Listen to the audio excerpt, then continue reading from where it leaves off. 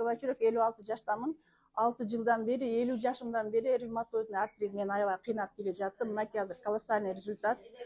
Ичкениме 3 ай болду. 3 ай болду. 2 ай ужасное обострение болду. Что даже жанагы обезболивающий таблетка ичип жүрдүм да.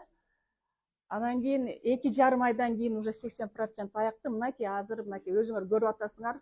Мынакей колдорумду өзүм сүйүп калдым да. Мынакей карасаңарчы.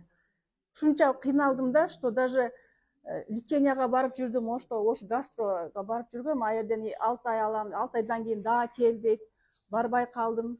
Кече дагы барганда күйөөм жөнөттү да, барып лечение алып келесиң деп. Мен ага айтпай, карели продукт салып алдым ошо акчама. Больницага жатпадым. Жанагы эмелерди алып келдим. Не деп коет эле? Анализдин результаттарын.